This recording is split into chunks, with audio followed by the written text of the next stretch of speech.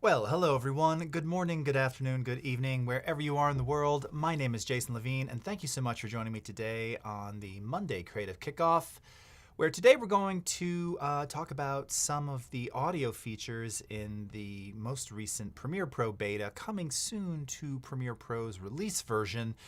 And put out a video last week talking about some of these things, so if you caught that, just going to kind of follow up on that and showcase some of the awesome stuff that we've got coming to Premiere very, very soon. And of course, you could access the Premiere Pro beta directly through Creative Cloud Desktop. So if you're not already using the Premiere Pro beta or ever wanted to try it out, anyone who's a Creative Cloud member has access to that. So from within the Creative Cloud Desktop, you can access the betas. You may even find some other betas in there as well. Super cool place to kind of see what we're working on, see stuff kind of in progress, and also submit feedback directly. We've done a lot on the betas on this channel over the years, so good to showcase those again. As always, we're coming to you live across Adobe Live, YouTube, Behance, Twitter, X, and LinkedIn and Twitch. So thank you so much for tuning in on a Monday morning or wherever you are in the world. And let's go over here to some of the chats. A couple of quick shouts here. So we've got Stephanie, we've got Bill, Nader, Sean, Jennifer, Umacorn, Z, Barbara. What's up, Howard? Fellow evangelist colleague, Cody Bear, Keys, nice to see you. Z by HP. Oh, you got to hear Chris Georginas banging on some drums Saturday night. Oh, Z, you must be in the Massachusetts. You must be in Massachusetts. I can't remember if Chris is in Boston or is he in Worcester? Can't remember. I had a great conversation this past weekend talking to a dude at my gym. So random. I don't talk to anybody. Someone came up to me and talking about colleges or whatever and mentioned, oh, and my daughter, she's on this wait list for Berklee College of Music. You probably don't know it. I went, oh, I graduated from there. He's like, what? And started talking about Massachusetts, Boston, and I lived on Mass Ave my first year, and then I had an apartment on Boylston Street. So we kind of went into this whole Boston thing. Brought back a lot of memories. I'm like, yeah, that was a mere 30 years ago. Pierre Julien, how are you doing? Nice to see you. Ron Sussman, great to see you as well. Fasayuddin Sajad, hello. Thank you so much. You're very kind. Okay, so we're gonna go into the Premiere Pro beta here. One thing I wanted to talk about, I actually put it in the description for all of the other services where we're streaming to today. I just really wanted to talk very briefly. This has kind of been a theme on the last couple of episodes here. Just about some video, a show. Now, I've talked a bit about Big Bang Theory and having only discovered it like a year ago.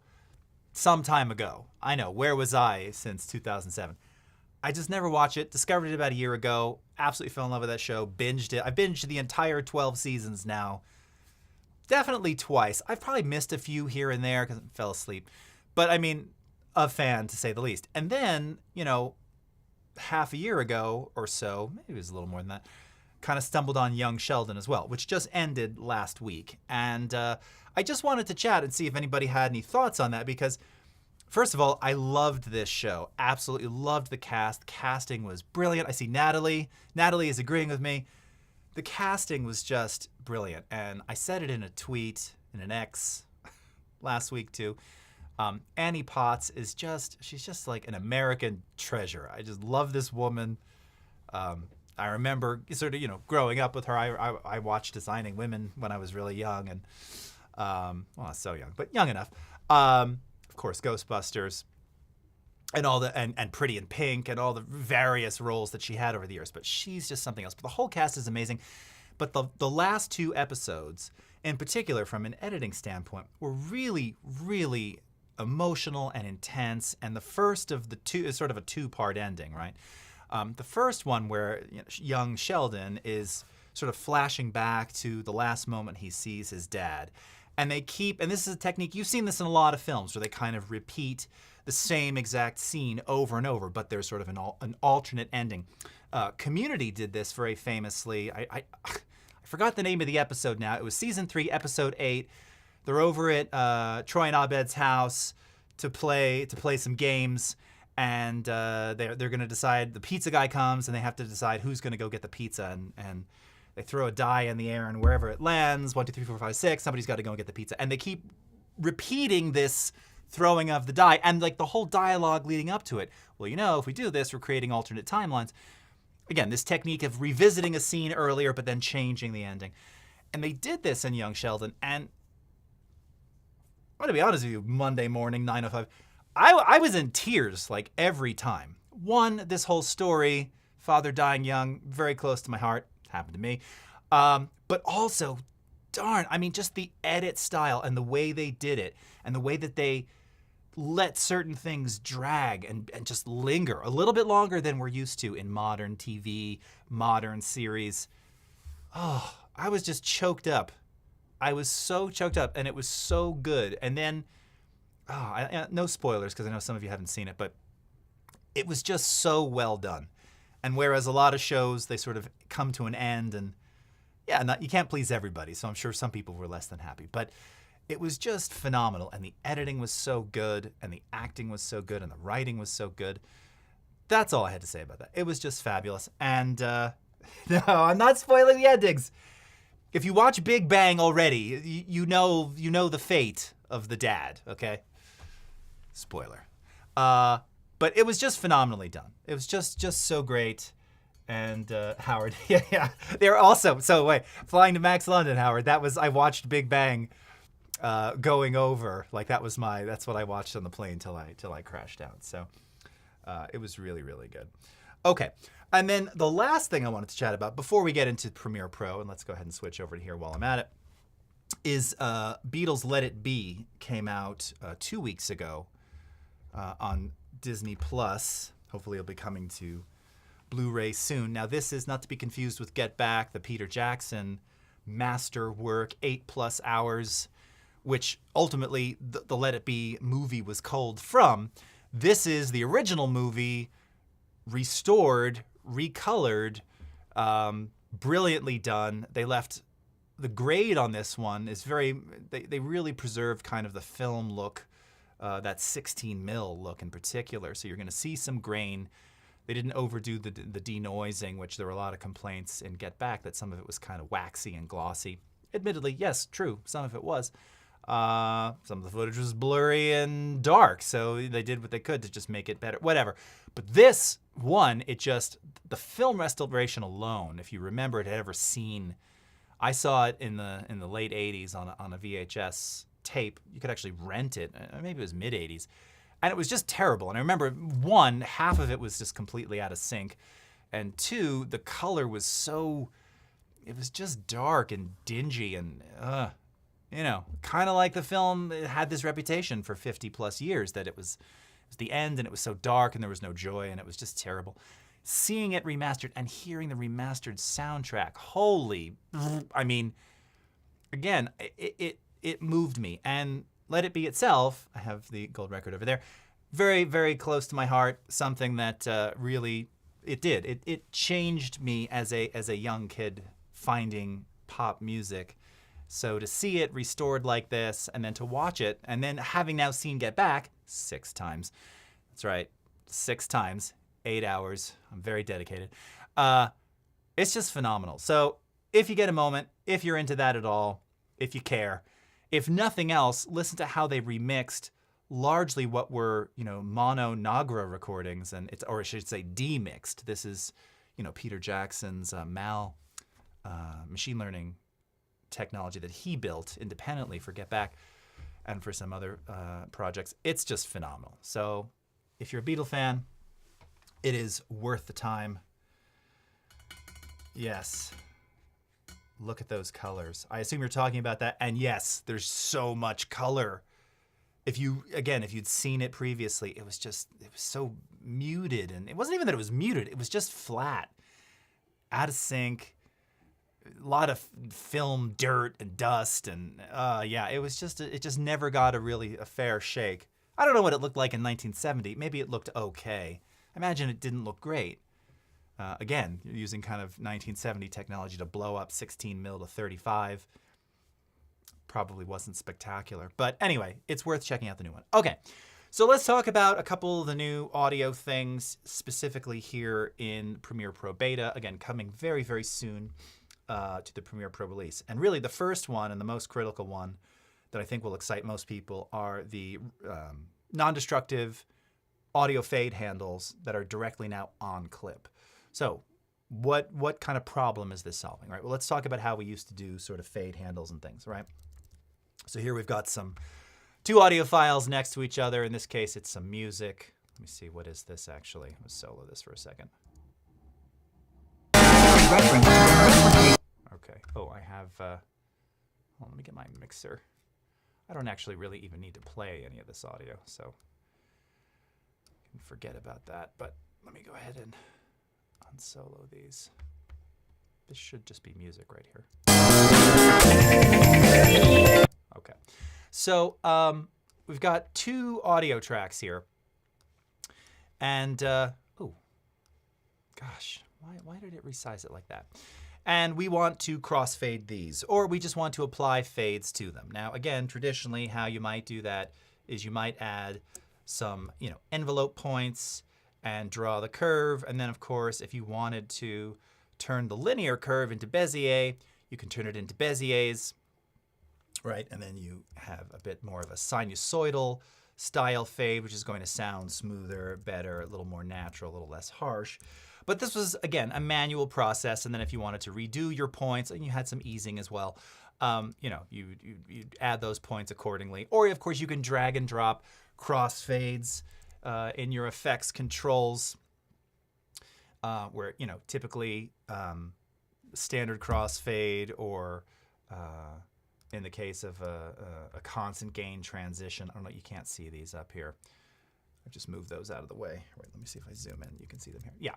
So, you have your kind of standard crossfades. And if I grabbed my constant gain here, you get something like this. You're probably familiar with these and how these work, okay?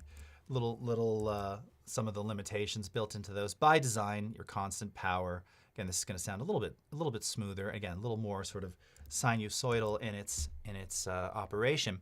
But a lot of people have asked for years, what if I just want to do sort of what Audition has? I just want on clip. Seems like it would be an easy thing to transfer over. Well, I can't say that it was easy, but I can say that now it is here.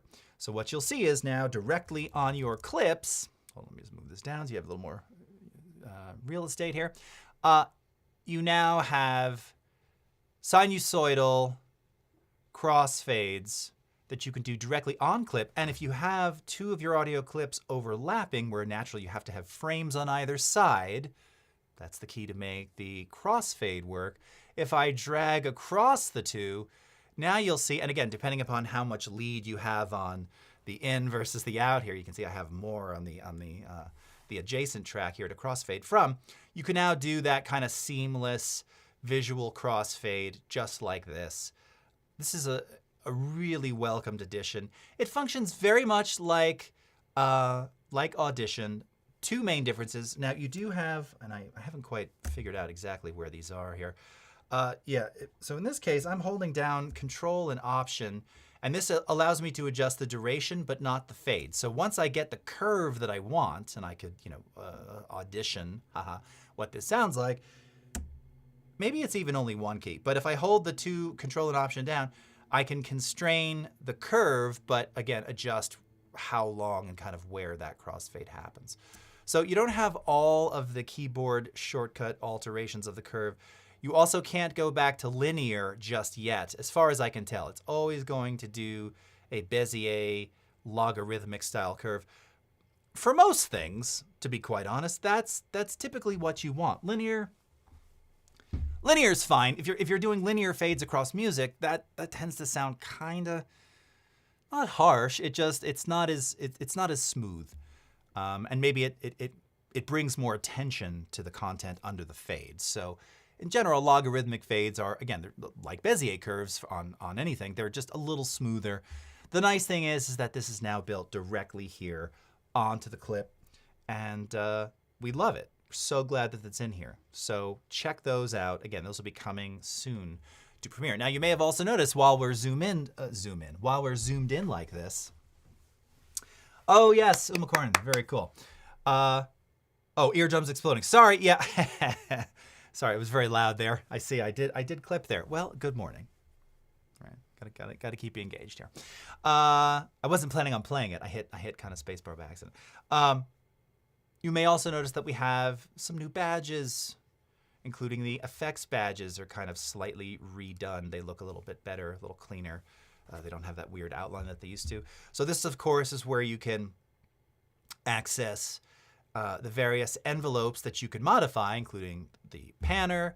Obviously, you still have, even though we have these non-destructive fade handles, you still have the volume envelope that you can still independently control with the fade. So that's, again, very similar to the way Audition works. You do have the cross-fade handles, non-destructive handles, but you still have access to the the pan envelope and the volume envelope. Okay, you can also add effects to the clip directly from here. But just the UI of the effects badge is just kind of new. That's nice. You'll also notice that now we have the individually tagged clip badges here. And this speaks to our essential sound, where we now have what we call auto tagging. So now I've already gone ahead and tagged a bunch of these, but if you have a sequence where you don't have any of your media tagged by default, and here, why don't I just go ahead and create one? Let's see. Let's just make a new sequence from this clip here. Now this is, it'll be interesting to see what this thinks this is. Oh, hold on. Did it tag it as dialogue? When you have nothing tagged at all, you'll see when you open Essential Sound and you're in the edit mode, you have this auto tag function, right? And what this is most good at is identifying dialogue and music. So if I go ahead and choose auto tag, let's see if it's going to do sound effects or ambience. Now I am talking in this clip as I'm photographing, so yeah, so it tagged it as dialogue, and that's legit because I can see here in the waveform, this is me talking in between me clicking the D4 camera whilst on Safari. So it got it right. But the point is, this is just one more step, time-saving step that this will do for you to identify dialogue, music, sound effects, and ambience. And the other nice thing about that is that once things are auto-tagged, again, if you say wanted to apply global essential sound operations to, let's say, all the music tracks, like you want to bring, you want to maybe do a volume match across all music, or similarly for sound effects or sound design, or you want to apply some kind of EQ or something to all dialogue, or perhaps a denoise to all your dialogue because they were captured at the same time in the same environment by the same microphone. So you'll apply the same things to all of them. With a single click here, note it selects all of the dialogue. So anything that's tagged as dialogue, it selected all of those clips. And now, again, I could apply enhanced speech. I could adjust auto match loudness, any kind of repair. So again, if I were reducing rumble or hum or any of the various attributes of essential sound dialogue, I can apply all those globally across all dialogue tracks. You can still make individual changes. So let's just say, again, I'm not going to play this, but let's just say I did. Let's say I did apply a noise reduction to everything. And I start going through and I'm listening back and I say, oh, well, this clip, I don't need as much denoise. I can still independently adjust the denoise for that clip. This other one will still show a 6.1 if I click to that. And sure enough, there it is, 6.1. The adjacent one will show 6.1. There it is, 6.1. But the one I just modified, 2.6. There it is, okay? So you still have independent clip level control. It just gets you there a little bit faster. Similarly with sound effects. So this is going to kind of segue into our next thing here. But note that it tagged a couple of these which appear to be whooshes. Which here, let's see. Have anything else soloed? That's a record scratch. That'll wake you up. Nice little whoosh right there. Nice little whoosh right there. Okay. So again, it correctly tagged all of those. And now if I were to select one of those, it gives me the options that we have. You don't have too many for sound effects and ambience, but you do have loudness auto matching. And as I've talked about quite extensively, what's really awesome about that is, particularly with sound effects, if they're not all coming from the same place, or even if they are, it doesn't mean that they're going to be all sort of the same relative loudness. So it's just something to try. I don't say that you do this every time and that it's always necessary. It's more necessary if you're using sort of commercial music or non-commercial licensed tracks from either Adobe stock, or if you go directly to Jamendo or any of the other services out there. Generally, they are sort of the loudness, especially if they're new, modern 2024 tracks. They're all about the same. But if you're using different styles of music, or maybe you have underscore versus something like, like a classical underscore, but then you have a rock track or something, or, a hip hop track that's just intentionally very kind of beat heavy and loud, well, the perceived loudness will be different. So auto match by nature will just take those and make them all the same apparent loudness, and then you can still make individual changes to those. You'll also have, it's in the creative section here, the ability to add reverb, which, is nice. Ambience is good, in particular if you're doing things, or using sound effects that would benefit from it. So something like this one here. Now there is a little bit of verb on there. I don't know what heavy reverb is. Let's take a listen and hear what that sounds like. It's very heavy. This is also kind of a bass heavy sound effect. So let's hear if this is any more drastically different now. Oh, interesting. And it's adding more reverb. It also seems to affect the wet-dry balance there. So it did make a change. Yeah, and it just adds a little bit more of a reverb tail as you're listening there. So in any case, and then you have pan and clip volume controls accessible to you as well. So non-destructive fade handles, new effects badges, auto tagging in Essential Sound, and probably the most favorite addition now this is going to remain in beta for a while. I don't know when this is coming to release, but you can try this right now. And it's funny, I just saw someone respond to me this morning. I need to reply to them. If that was you on Reddit, I will get to you. It would be really great if Premiere had, built-in sound effects libraries, because Resolve does and so-and-so does, and I hate having to go elsewhere, and you've already got Adobe stock audio, and you should have sound effects. Well, if you are in the Premiere Pro beta today, if you go into Essential Sound, you go into Browse, you'll note Adobe stock, music, and now sound effects. Yes. And you'll see here that you have many of the same, including some additional ones that we used to offer. I've shown you many times on stream. Via Audition, I think it's still in the menu, you have access to a website that takes you to a section where you can download zip files of all of these different types of sound design. Now these are built in to Premiere Pro, and you can see there's approximately 15,000 of them, and they're awesome. They're great. I mean, are they all awesome? I don't know. Didn't listen to 15,000 of them. I found really great ones. In fact, my last two videos that I uploaded on X and Instagram and elsewhere leveraged sound design all from this library. So I didn't even go to my classic go-tos that are in my library that I have. I used these, and they're great. So again, you can choose by category. So let's just say, let's go into animals. Why not? All right. So... And the first thing I see is sea animals blowhole air release. Okay, well, sure, why not? Let's hear what that sounds like.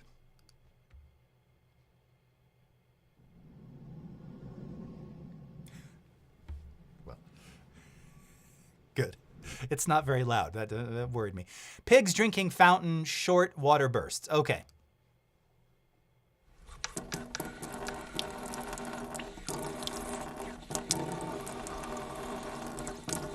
I don't hear the pig part, so they can be weird. Capuchin monkey.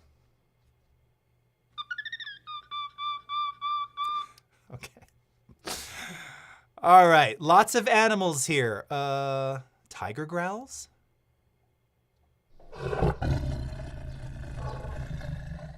Nice, pretty creepy. Asian elephant squeaks, grunt, blows. Oh. Crazy. Okay. These are very specific here, just like Kenyan frog. That's cool.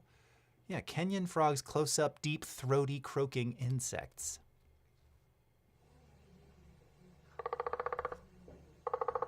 Nice.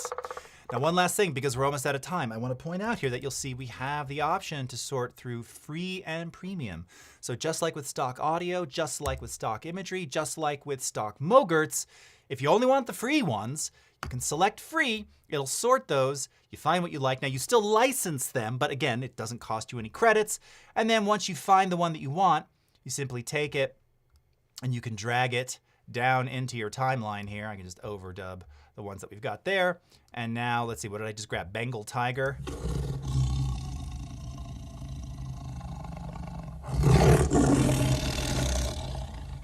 Which sort of works with my lion, although he's not talking, but you get the idea. So many cool things in the beta, coming soon to the Premiere Pro release. Lots more to talk about, but friends, that is all the time we have. So thank you so much for joining me on today's Creative Kickoff. We will see you again in a couple weeks on the next one. So until then, have a great rest of your morning, afternoon, evening, wherever you are in the world, and we'll see you next time. Take care, everybody. Bye-bye.